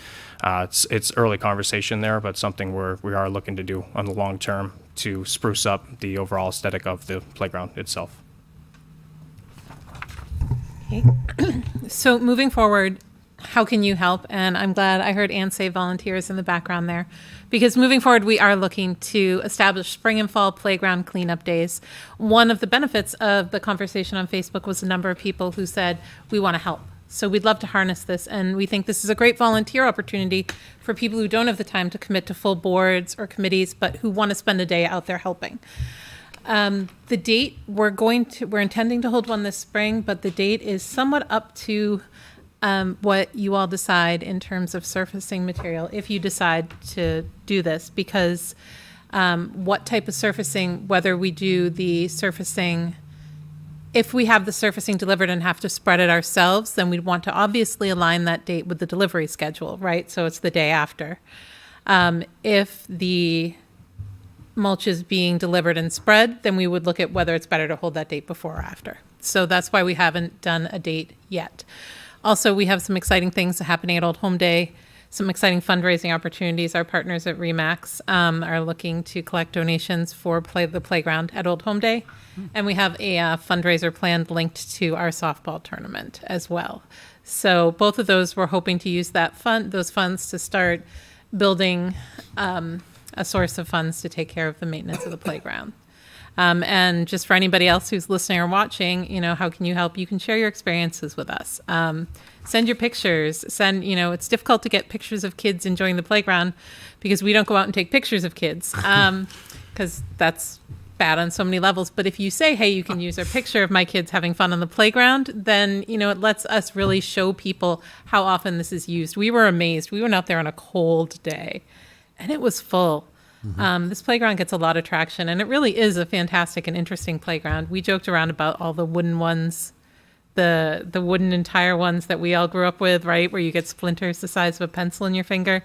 This is a great playground, and you know, we want to make sure that it stays in good condition, and we'd love to know how the residents are using it. Any questions? Mr. Chair. Go ahead, please. Can you go back a slide? So you had mentioned the pavilion cover. Is that to replace the one for the structure that's there, or to add on another pavilion cover? So currently, that would be for just the pavilion cover that's there, the canvas mesh material that's And there. that one was ripped or damaged? Yes, that's been, yes. Okay. Well loved, yes. Unfortunately. Mhm. Okay. I guess, was there any talk about potentially adding another one? Not something that we're opposed to, as we're looking ahead to maintenance schedule. Absolutely, yeah. with our I'm just long-term thinking, you know, adding more shade to that area would be great for all the little ones. That's hard to keep them out of the sun sometimes. Please, Mr. To your thought of Sleaze. having shade. The problem is, parents want shade. They want to sit in shade while the kids are playing in the sun. So the parent now is not getting hot from the sun, and the kid's out there playing. And my fear is the kid's out there, and then the kid burns, and mommy and daddy are drinking iced coffee there. I'd much rather have the parents near the kids, because it's a kiddie playground. It's not a big kid playground. That, and it's going to cost about 20 grand to provide the shade, whereas Along we with the already structure, have yeah. one that's not always used. Okay. So that's my concern, that these, you know, no, it's not hot out there, stay out there, you know? So, Give out hats. Say. well, you know when what, you're Mr. Farrell, when you're off time, you can get a fan, well, Happy to volunteer. Any other questions from the council? So, I have a question. Actually, if it's all right. Another one? Yes, I know. So the ask is two options. Where are the funds? Where are the funds coming from? How are we paying for this? Maybe Kelly, you could opine. Yeah, so this evening, we're looking for a consensus for the council to expend, I would recommend up to $20,000 from the ARPA fund. We have about $290,000 remaining in our ARPA fund once you take the $2 million out for water. And the intention is to use those remaining funds for recreation, security upgrades at town hall, and other purposes. So that's what we're looking for this evening. My question is why are we spraying mulch? Don't they have these machines now that I see at everybody's houses where they come out and they shoot the mulch all over the place? Yeah.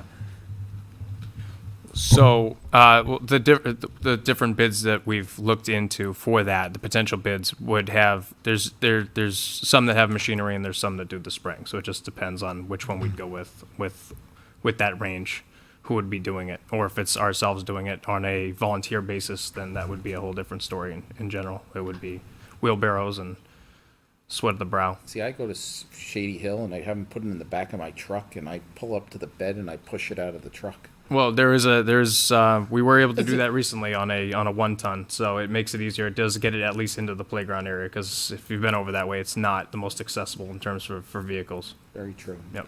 Yeah, I mean, whatever makes it easy. What does the council want to do? I think there's a lot of community energy around the playgrounds, and I think it's a good volunteer opportunity for people. I think this is something like Beautified Londonderry that really circles the community around together to really help out.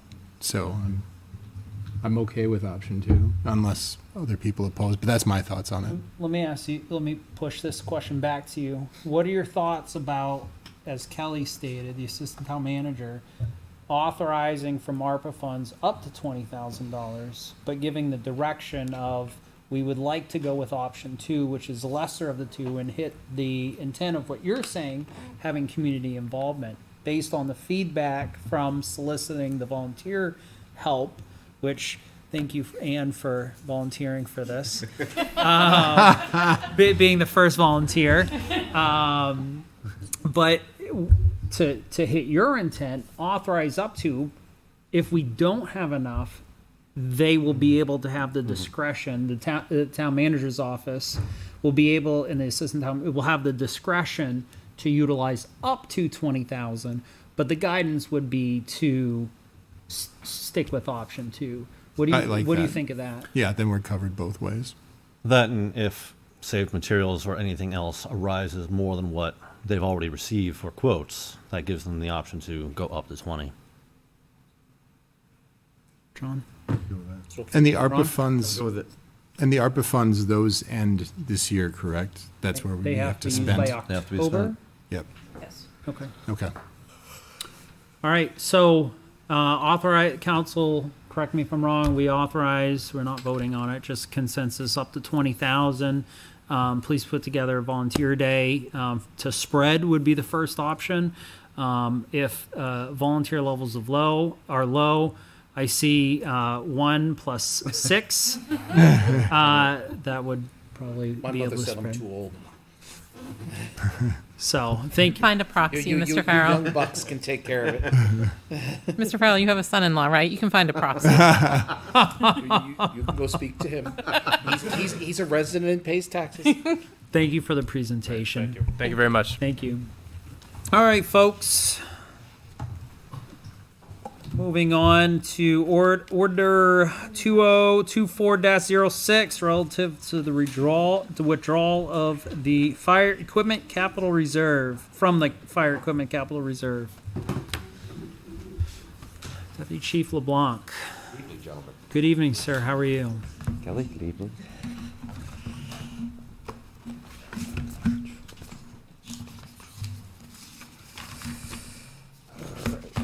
All right. My apologies on you missing No the worries. recital. It's all right. She knew that it could be a possibility, so we briefed ahead of time. That's Well, good. thank you to her.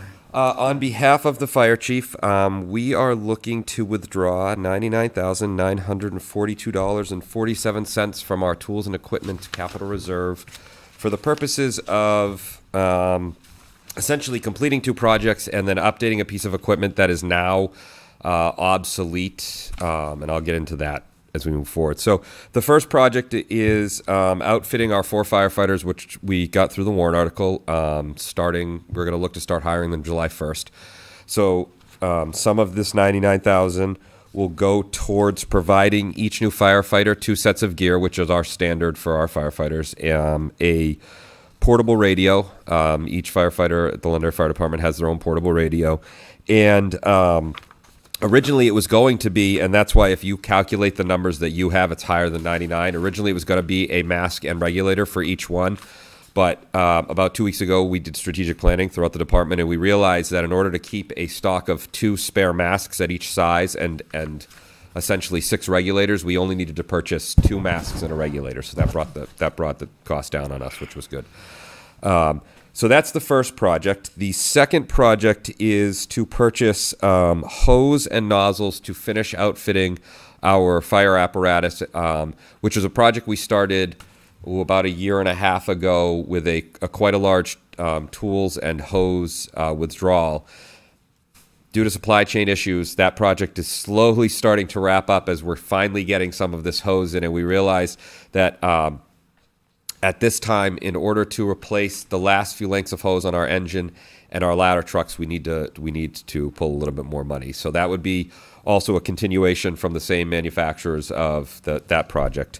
And then the last piece is our IV pumps that we use for medication delivery on our ambulances. We're looking to purchase 5 of those, which would replace all 4 of our ambulances and 1 for our ALS fly car when we implement these new firefighters. Our current pumps are 7 years old. They no longer can be serviced. The medication library inside the pump, which is where we update all of the medication and doses as the state protocols come out, that can no longer be updated. So essentially, and the New Hampshire state protocols for EMS just came out, or they go into effect June 1st of this year. So the newest rollout came out, and those come out every few years. There are currently drugs in the new medications in the new rollout that are not in the library of our old pumps, and we have no way of updating them. So we're looking to purchase 5 new pumps. The great thing about these pumps that we're looking to purchase is they are in line with what Parkland Medical Center uses. So we'll be able to replace our IV pump tubing and hoses and all the parts and pieces at no cost because they're our supply hospital. Whereas before we had to order them ourselves and keep them in stock, we couldn't replace them at the hospital. We do attempt to replace a lot of materials that we use on emergency calls at the hospital. This would allow us to do that. So that's what we are looking to use this money for. If there's any questions, I open it up to you guys. I will say I'm impressed with how much you're able to get done and replace with, in a way, so little money with how much this equipment costs. Yeah, I mean, it's. I think it speaks to if we plan properly, we can make it work for us, and that's what we're really trying to do here. So the initial, for instance, the hose and nozzles, which unfortunately that is driven by textiles and commodities and things of that nature. That project is finally coming to an end, and we're finally getting that hose delivered that we waited so long for. And we said at this point, we really just need to finish this project, and our hose there is no standard on hose length per the NFPA, but we have a department standard of 15 years. Of course, we test it every year, so we're hoping we can get it all done now, and then we'll have the 15 years to plan on how this replacement will actually go into effect and not have to purchase 6 trucks loads worth of hose at once again. Do you know what the potential delivery times are on these materials? Bruce, do you know off the top of your head on that? BC Hallowell's been key in ordering a lot of this hose, so he has a deeper knowledge in. So, if you remember, the last time we came in front, the estimated ship time was about 6 months. It's been a really long 6 months, but the hose that you see on that quote is actually sitting in the warehouse in Maine. And they've put it aside for us. So hopefully tomorrow morning, that hose that you have in front of you will be on its way to Londonderry. And as the deputy indicated, we're able to do a lot of the stuff that we're able to do because we're able to leverage our relationships. And Londonderry is a well-known organization, or Londonderry Fire Department's a well-known organization, and we're one of the bigger fire departments in the state of New Hampshire, so that helps us to leverage relationships for certain vendors, and that hose is going to be here very soon. The color purple apparently is not a overly manufactured hose, and so our hoses are all color coded specifically for what they're used for, right? And so our 2-inch hose is all purple, so that when you pull a 2-inch purple hose, but apparently the color purple is not chosen by a lot of other fire departments. So naturally, they're going to manufacture lots of 2-inch hose at purple when they get enough orders. And so unfortunately, we ordered ours, and though we ordered a lot for us, it's not a lot to them. And so that was one of the things we had to sit and wait on. But like Battalion Chief said, they have that now in stock, so we're not. Yeah, the hose that we ordered, the part that we're still waiting for completion, is called Super 2, which is it's not supply line, it's attack line. So it's the line that we drag into the building, and the thought process behind the unique color was because it's outfitting our what we call extended lay packages. So it's our hose that we would take into large buildings like FedEx, UPS, and we essentially create trails of hose into the building. The longer you go, the more friction loss. So this particular hose, which is one of the more cutting edge, I know it sounds kind of weird, but one of the more cutting edge hose packages you can buy, has become extremely popular. It wasn't popular when we were purchasing it. It's become extremely popular. It's the most popular hose now that this company is selling. It wasn't when we were selling it. So we were kind of pioneers of going with this attack package. And they said, what color do you want? And I said, I want it to look like nothing that we have, so that when they pull it off the truck and we're stretching this particular hose, we know that it's this particular hose. So purple is what we came up with. Hindsight being 2020. I probably shouldn't have gone with purple because it's a very unique color. But Stuck with yellow, yeah, maybe. yellow. It's a novel idea. Though. Yeah, I Yeah. But smart. so It it's a unique color because it's unique hose, and we were designing the package to be a unique package for the unique, A lot of thought process went into this hose in that not only were we buying new hose, we were buying new hose that lessens the wear and tear on the men and women that are using it, right? So in past, you'd open a fire hose and depending on what pressure they were pumping the truck at, it would beat you up. The way this hose is designed is it reduces the friction coming to it, so the person standing at the nozzle is not feeling the weight of it as much, thus allowing them to work longer in a work environment. So a lot of thought process went into this hose, aside from our color choices, but also just from the longevity of the hose and the men and women using it. And so that's why we're trying to wrap this piece of it up. So Leading into my lead time questions, communication's key for you guys. How long for the your communication devices from Motorola? When do you expect those to come in? that's your Battalion Chief Magoo is our radio guru. He can. In the meantime, is there any other questions from the council? The IV pumps were I would like pink roses next time. pink roses. It's, you Pink got it. hoses. Pink hoses. Pink hoses. Pink hoses or roses, either one would One. be okay All with right. me. What if you get both? Well, as long as they're delivered. The IV pumps we're buying directly from the manufacturer, so we're cutting out the distributor on that one. And with that comes with the purchase of those 5 comes a service contracts with them. So that's included in the price. Good. Jeremy, what's the lead time for the motorholes? Lead time for anything radio has been pretty lengthy. Yep. We waited a long time for batteries. Yeah. We've waited a long time for chargers, but so I would say anywhere from 3 to 6 months. Gotcha. I can get a more definite answer, but we do have radios that we have as spares or whatnot that we can use that we have on the trucks currently. So when we hire our new personnel, we can lend those in the meantime, so we can have that. And stock, how yeah. is the maintenance? Are they handling as well as you had hoped they would when we had I've gotten had them? one radio that went out for physical damage. And other than that, we do regular maintenance, firmware upgrades in-house. Okay.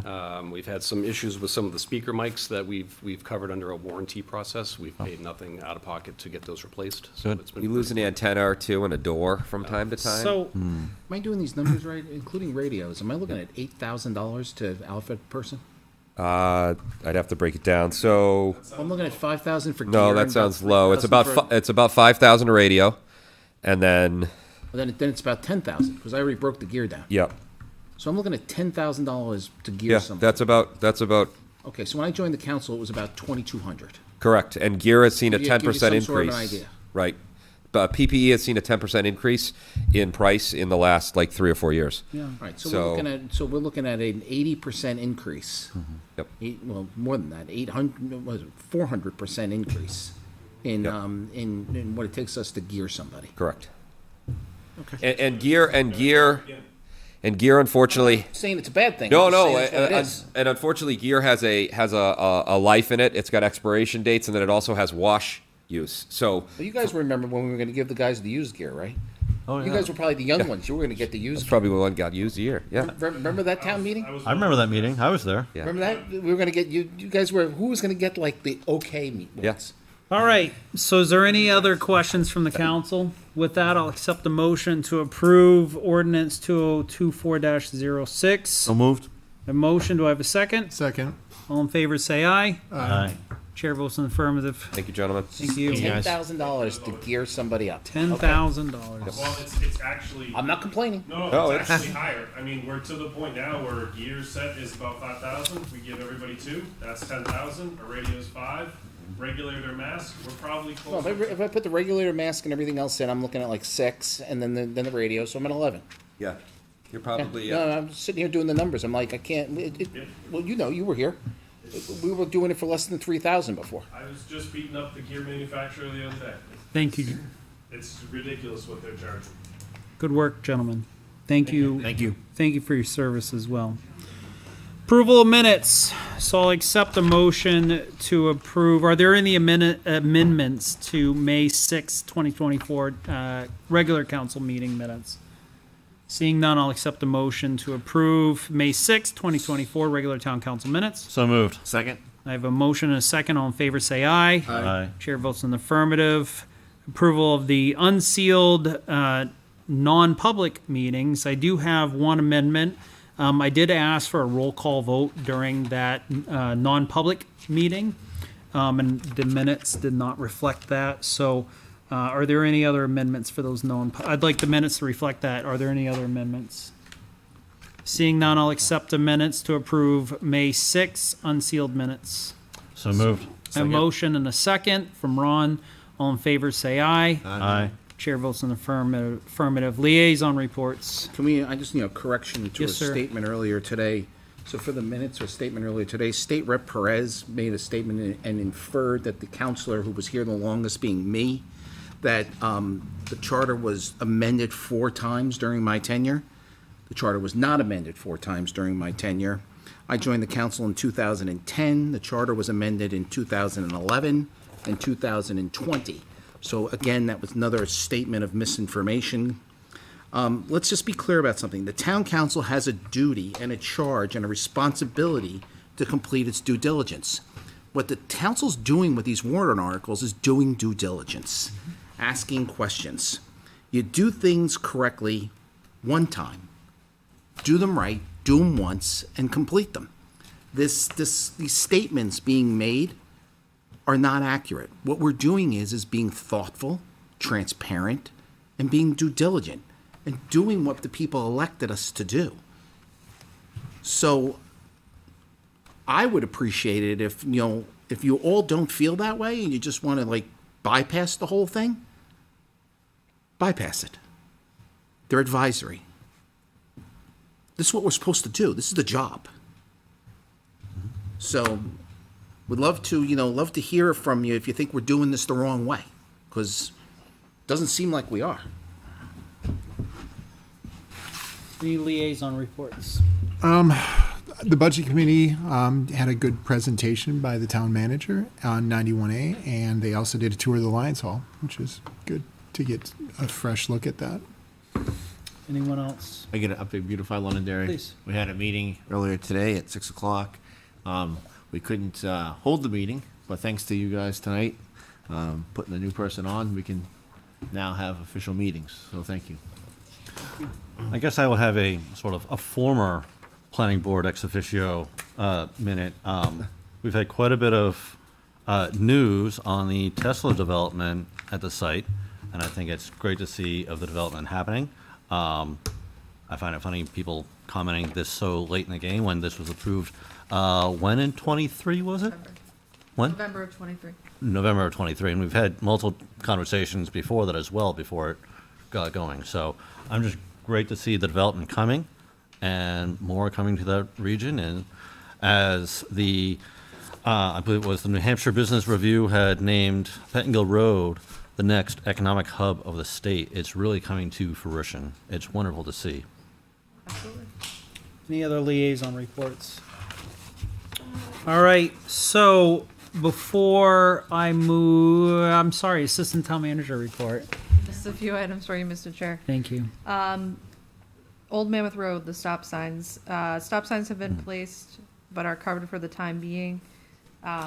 You'll notice some pavement near the area of the senior center has been torn out. That's to prepare for another stop sign location. And message boards notifying the public of the upcoming change in traffic pattern are up, and that traffic pattern change will take effect June 3rd. The New Hampshire HOP grant that I referenced in my last report, we were awarded that money, which is a total of $50,000. These funds will be used to update and review our land use regulations, specifically as they relate to housing. So that was a really good piece of information to receive last week. And the council will see the resolution to formally accept those funds at your next meeting. And lastly, as was mentioned by Vice Chairman Combs, the planning board is quite busy. We have a lot of applications coming through. And in addition to that, we'll be starting the process to update the town's comprehensive master plan. So on June 5th, there'll be the first work session to start that review process with the board. So June 5th, we'll have just an initial conversation about what that process looks like, and potentially forming a subcommittee for that master plan update. So Perfect. lots happening in planning, but all positive. Thank you. Going back to the council, any other stuff from the council? All right, I just want to close with a couple things. Just want to highlight just a couple things I heard tonight, and then I would like to talk about Memorial Day and Veterans Day and stuff. So, I greatly appreciate all the hard work that our staff put into this community. It is often a thankless job. I heard, from the clerk's office, I heard comments about public access, and if it wasn't for DPW or those that volunteer for this town, we wouldn't be as great as we are. So I would like to personally thank all of our staff for all the hard work that you put in, police, fire as well, clerk's office. We do these trainings so that we can stay compliant with state mandates and regulations, so that we can have the most up-to-date training and be the best prepared to our community. So thank you to the clerk in your office for that as well. Also, Kelly, thank you for putting in that award, and congratulations on the award. Thank you again for doing something to better our community, to lessen the tax burden for things that we need. Memorial Day. So I wanted to apologize earlier. I know it was a little off regarding the Purple Heart recognition and just being vulnerable to the community. I failed to mention the two police officers who I had asked prior to the meeting if they'd feel comfortable to come up while we took a picture for the proclamation. So oftentimes I get reminded of times that I was overseas in a combat situation. I get thrown off a little bit. So that was during that time. So I'd like to also just show my appreciation to Officer James DeFelice and Officer Kyle Burt. Those are two gentlemen that came up. So thank you to them both, and also to our veterans for their service. So Memorial Day is that, a memorial, remembering those that paid the ultimate sacrifice for our freedoms. I've lost a couple good friends. This community has lost friends and family. And let Monday remember those people that served for our country and gave their life for our country, for the freedoms that we have, for the freedoms for people to come here and hold the council accountable, for the freedoms to have us do better. And I'm open to be better. I love being better. I don't want to get worse. I think the council as a whole fights for that. And I appreciate the council. But it's not about the council. It's about those families that gave that ultimate sacrifice. So again, thank you very much. We are having one note I want to mention. I apologize for continuing, but just one thing I want to mention is August 7th of this year, we are doing an unveiling of the Purple Heart signs within the community. So we will welcome and we'll notice any other service members who have been injured in combat, an opportunity to be recognized during that. Monday, we have the Memorial Day Parade, and also followed by a cookout. The Memorial Day Parade starts at 11. Is that correct? And it'll go from, Yes. Thank you, John. It'll go from Sergeant Road to Glenwood Cemetery. So with that, I will accept the motion to adjourn. So moved. A Second. motion and a second. All in favor, say aye. Aye. Chair votes in affirmative. We are adjourned. Thank you.